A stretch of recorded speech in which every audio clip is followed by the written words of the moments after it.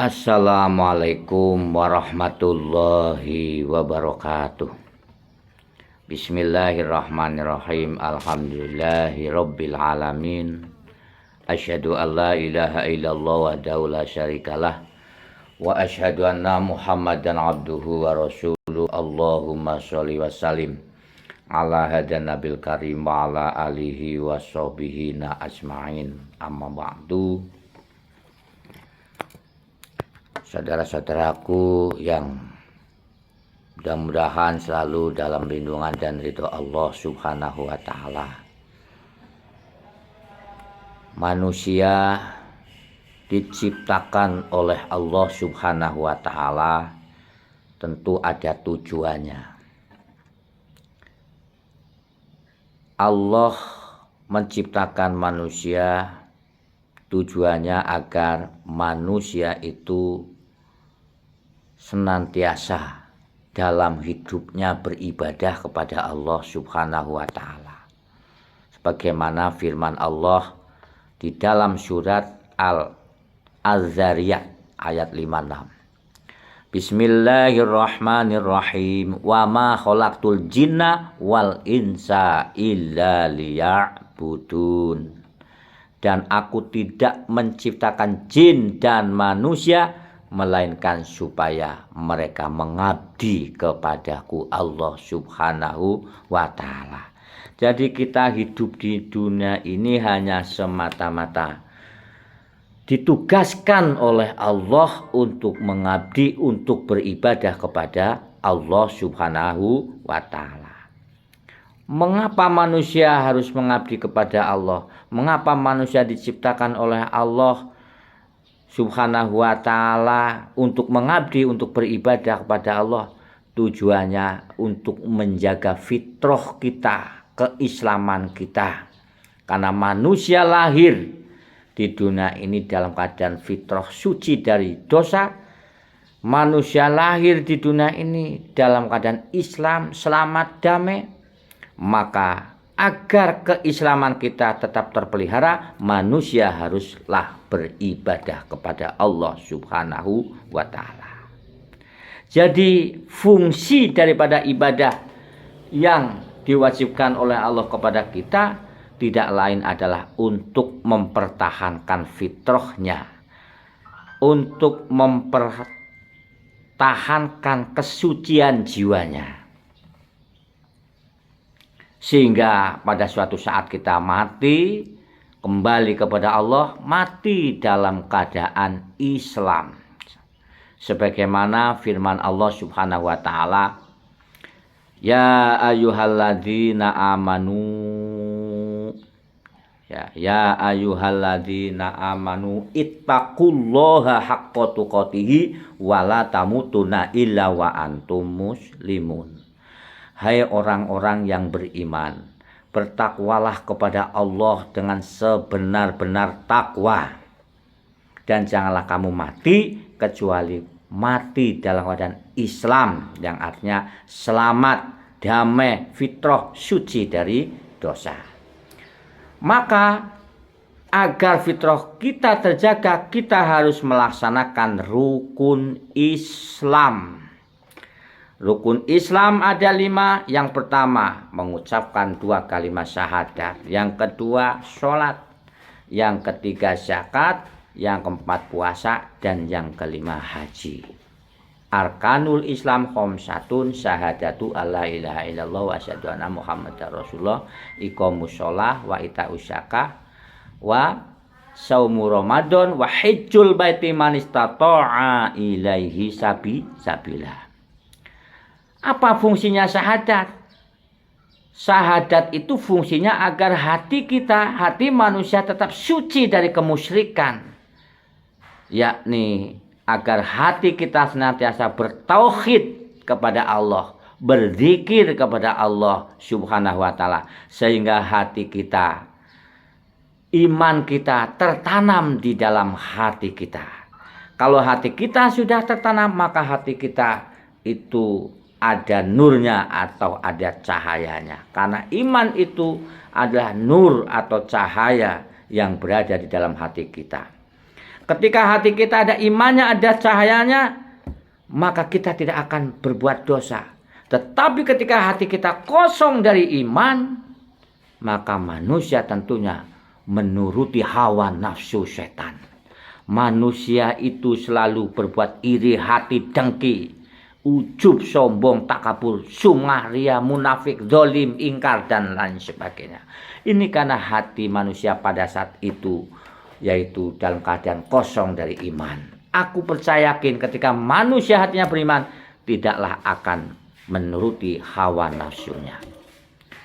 Saudara-saudaraku yang berbahagia, yang kedua, setelah kita syahadat bertauhid kepada Allah, maka kita harus melaksanakan sholat atau kita harus mendirikan sholat.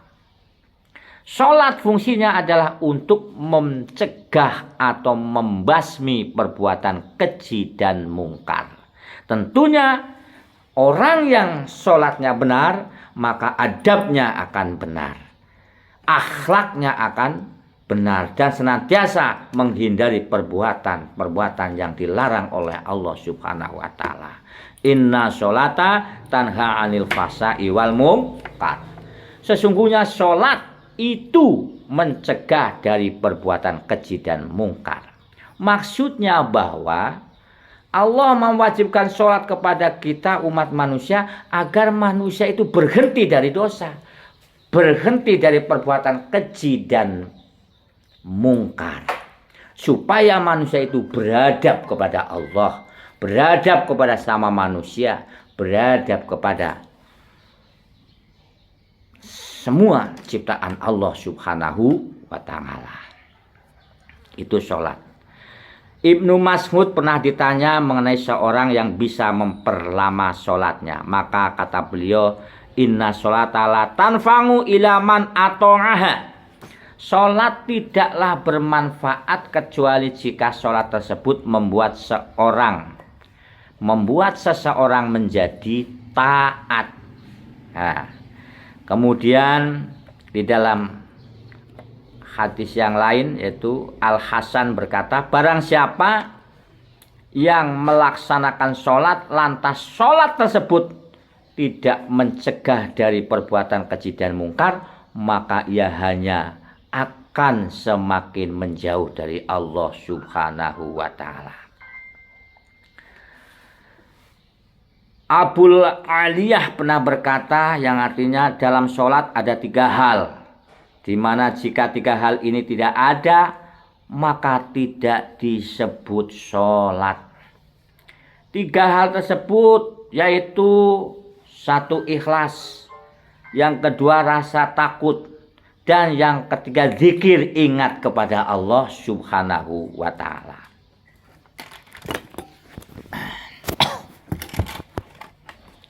Ikhlas ini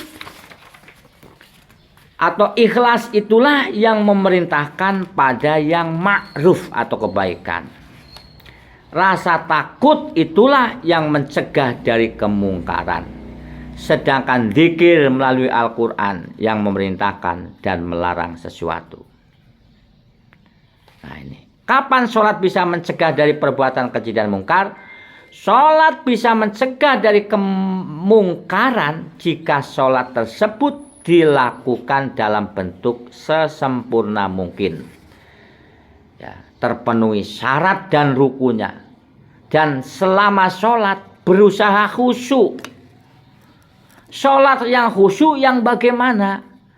Mulai takbiratul ihram sampai salam, tidak mengingat dunia, tidak mengingat yang lain, kecuali yang diingat hanya yang disembah, yaitu Allah Subhanahu wa ta'ala. Jangan mengingat selain Allah.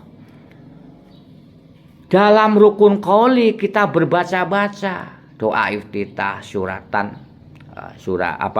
membaca surat Al-Fatihah, ya, kemudian membaca tasyahud akhir, selawat tasyahud akhir, mengucapkan salam dan sebagainya. Rukun fi'linya mulai berdiri jika mampu, Ya, ruku dengan tumak nina, itidal dengan tumak nina, sujud dengan tumak nina, duduk tasyahud akhir dengan tumak nina, tertib.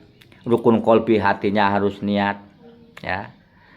Nah, dalam hal rukun tetap kita melaksanakan niat, melakukan rukun qoli fi'li. Nah, hatinya mulai awal takbiratul ihram mestinya mengingat Allah. Jangan mengingat selain Allah. Aqimus sholah li dzikri. Dirikanlah sholat untuk mengingatku Allah. Nah, kita harus latihan. Ini saudara-saudaraku. Kemudian berikutnya rukun Islam yang ketiga adalah zakat.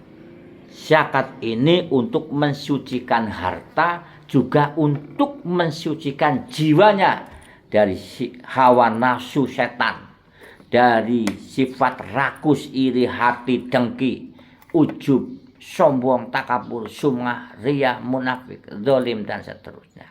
Sehingga terbentuklah manusia yang beradab. Fungsi puasa untuk apa? Oh ya, ini di dalam Al-Quran tentang fungsi daripada zakat. Khudz min amwalihim shadaqatan tutahhiruhum wa tuzakkihim biha wa sholli alaihim. Inna sholataka sakanul lahum wallahu sami'un alim. Ambillah zakat dari sebagian harta mereka. Dengan zakat itu kamu membersihkan dan mensucikan mereka, mensucikan jiwa mereka, dan mendoalah untuk mereka. Sesungguhnya doa kamu itu menjadi ketentraman jiwa bagi mereka. Dan Allah Maha mendengar lagi Maha mengetahui. Yang ketiga, fungsi puasa. Bukan hanya sekedar meninggalkan makan dan minum. Bukan hanya sekedar meninggalkan apa yang membatalkan puasa. Tapi supaya kita semua menjadi manusia yang bertakwa. Ya ayyuhalladzina amanu kutiba alaikumusiyam kama kutiba alal ladzina min qablikum la'allakum tattaqun. Jadi fungsi puasa diwajibkan kepada kita orang beriman agar kita menjadi orang bertakwa. Tawadu. Tawa itu berandap asor, beradab, qanaah, menerima, dan wira'i, menjauhi yang syubhat dan yang haram. Kemudian haji juga fungsinya agar kita bisa kembali kepada fitrahnya. Saudara-saudaraku yang berbahagia, dengan beribadah diharapkan manusia mempunyai adab intinya. Keberhasilan ibadah yang kita lakukan jika kita bisa memberikan contoh yang baik, akhlak yang baik, adab yang baik di dalam kehidupan. Karena semua ibadah hakikatnya untuk membasmi semua kefasikan menuju ketakwaan, sehingga akhirnya menjadi makhluk yang beradab. Setelah semua manusia mempunyai adab dalam kehidupan, kemudian mengimplementasikannya dalam kehidupan berkeluarga, bermasyarakat, berbangsa, dan bernegara, maka akan terwujudlah kedamaian, terwujudlah kebahagiaan. Jika manusia sudah beradab, maka manusia akan bisa melaksanakan fungsinya dengan baik sebagai khalifatullah fil ardi, dengan cara-cara yang diridhoi oleh Allah Subhanahu wa ta'ala. Di dalam kitab Minhajul Abidin, Imam Ghazali, kalangan Imam Ghazali menjelaskan ada 3 pola untuk membangun jiwa kita. Yang pertama, manusia harus bisa mengendalikan hawa nafsunya, ya, yang ada di dalam latifatul qalbi kita. Yang kedua, manusia harus selalu membebani jiwa dan raganya dengan nilai-nilai ibadah kepada Allah Subhanahu wa ta'ala. Dan yang ketiga, manusia harus selalu beribadah dan minta pertolongan kepada Allah, menyerahkan seluruh urusannya kepada Allah Subhanahu wa ta'ala. Iyyaka na'budu wa iyyaka nasta'in. Hanya Engkaulah yang kami sembah, dan hanya kepada Engkaulah kami meminta pertolongan. Ihdinas siratal mustaqim, tunjukkanlah kami ke jalan yang lurus. Ini siratal mustaqim artinya jalan yang lurus. Mana jalan yang lurus? Siratal ladzina an'amta alaihim ghairil maghdubi alaihim waladdallin. yaitu jalannya orang-orang yang telah engkau beri nikmat kepada mereka. Jadi jalan yang lurus itu artinya kita harus mengikuti jalannya orang-orang yang telah diberi nikmat iman, nikmat Islam, nikmat ihsan oleh Allah. Siapa? Mereka itu para nabi, para tabiin, para tabiin ya. Satu para nabi, yang kedua para sahabat, yang ketiga para tabiin, para tabiin, dan al-ulama warasatul anbiya.